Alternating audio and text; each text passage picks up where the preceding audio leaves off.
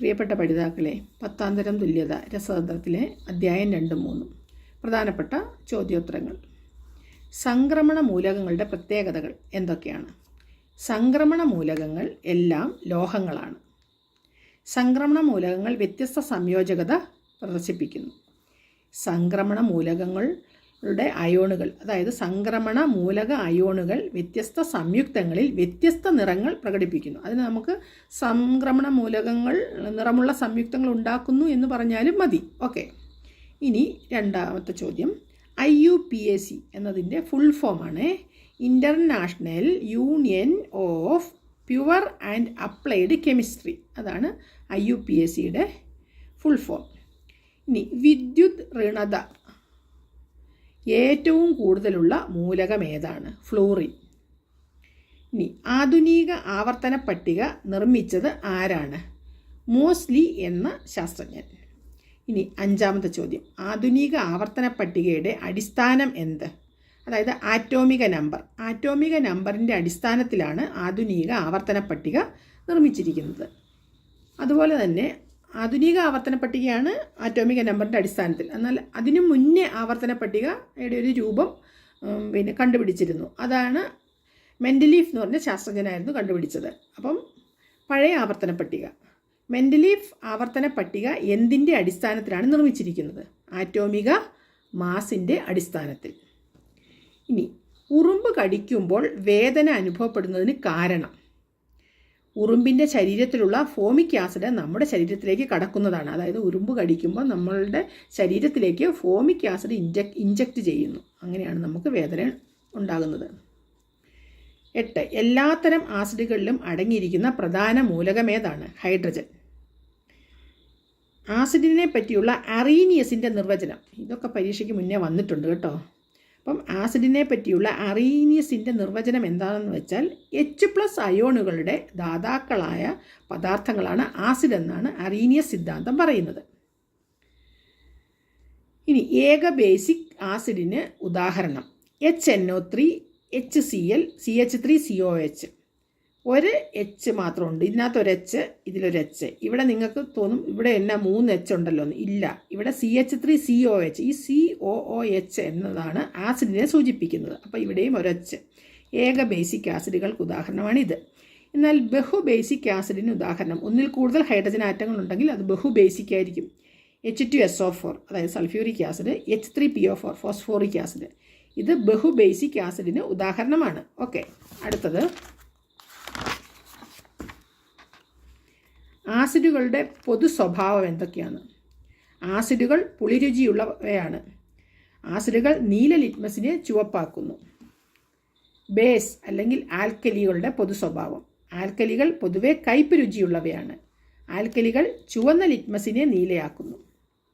അപ്പം ലിറ്റ്മസിനെ നീലയാക്കുന്നു alkali. Acid എന്ത് ചെയ്യുന്നു? നീലയെ ചുവപ്പാക്കുന്നു. അപ്പോൾ ഏതെങ്കിലും ഒരെണ്ണം ഉറച്ചു പഠിക്കുക. അതിൻ്റെ നേരെ ഓപ്പോസിറ്റ് ആയിരിക്കും മറ്റത്, അതായത് ആസിഡും ബേസും. ഇനി ശുദ്ധജലത്തിൻ്റെ pH മൂല്യം എത്രയാണ്? 7. ശുദ്ധജലം ന്യൂട്രൽ അയനിയാണ്. നിർവീര്യമാക്കൽ പ്രക്രിയ എന്താണ്? ആസിഡും ആൽക്കലിയും തമ്മിൽ പ്രവർത്തിച്ച് ജലവും ലവണങ്ങളും ഉണ്ടാകുന്ന പ്രക്രിയയാണ് നിർവീര്യമാക്കൽ. പേജ് നമ്പർ 59 വിശദമായിട്ടുണ്ട്. NaOH എന്ന ആൽക്കലി, HCl എന്ന് പറഞ്ഞ ആസിഡ് രണ്ടും കൂടി ചേരുമ്പം NaCl എന്ന് പറഞ്ഞ ലവണവും ജലവും നമുക്ക് കിട്ടുന്നു. ഓക്കെ, ലവണങ്ങളുടെ 2 ഉപയോഗങ്ങൾ. കറിയുപ്പ് ഒരു ലവണമാണ്, അതായത് NaCl. ആഹാര പദാർത്ഥങ്ങൾ ഉപയോഗിക്കുന്നു. പിന്നെ ശീതമിശ്രിതമായിട്ട്, പിന്നെ പ്രിസർവേറ്റീവായിട്ട്, അതായത് നമ്മൾ ഉണക്കിയും ഉപ്പിലിട്ടുമൊക്കെ സൂക്ഷിക്കുന്നില്ലേ പല സാധനങ്ങളും, അതാണ് NaCl. അതൊരു ലവണമാണ്. അപ്പക്കാരം NaHCO3, അതായത് ബേക്കിംഗ് പൗഡർ. നമുക്കറിയാം ബേക്കറികളിലും റൊട്ടി അങ്ങനെ മുതലായവ ഉണ്ടാക്കാനൊക്കെ അപ്പക്കാരം നമുക്ക് വേണം. ഓക്കെ, ഇനി അടുത്തത്. പിച്ചളയിലെ ഘടകങ്ങൾ. പിച്ചള എന്ന് പറഞ്ഞാൽ ബ്രാസ്. അതിലെ ഘടകങ്ങൾ കോപ്പറും സിങ്കും. ഓട് വെങ്കലത്തിലെ ടിന്നും കോപ്പറും. പിന്നെ സോൾഡറിങ് അയോണിൻ്റെ സോൾഡർ, അതിൽ ടിന്ന്, ലെഡ്. ഇതൊക്കെ പരീക്ഷയ്ക്ക് എപ്പോഴും ചോദിക്കുന്നതാണ്, നന്നായിട്ട് നോക്കിക്കൊള്ളുക. ഉപ്പുവെള്ളം. ഇനി ലായകം, ലായനി, ലീനം എന്നൊക്കെയുള്ള കുറച്ച് കാര്യങ്ങളെ പറ്റിയാണ് പറയുന്നത്. ഏതെങ്കിലും ഒരു ലായനി തരും. ഇപ്പോൾ ഉപ്പ് വെള്ളം ഒരു ലായനിയാണ്.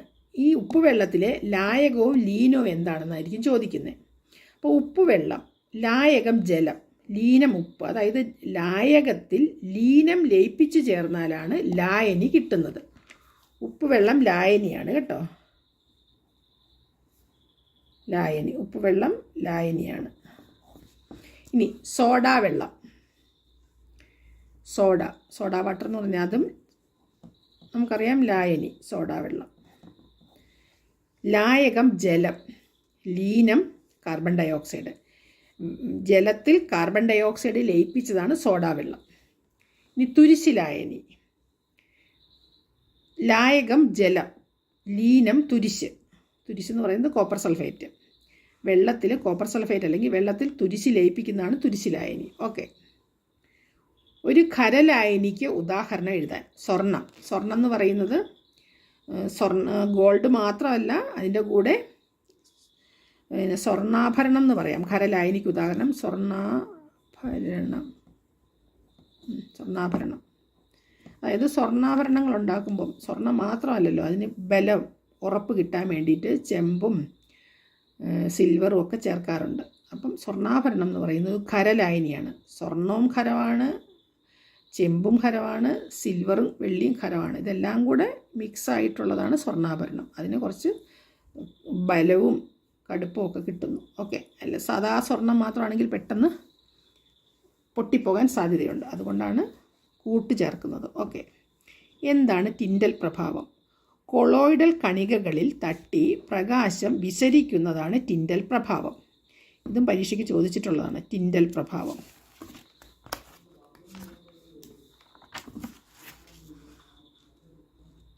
അടുത്തത് കൊളോയിഡുകൾക്ക് ഉദാഹരണം.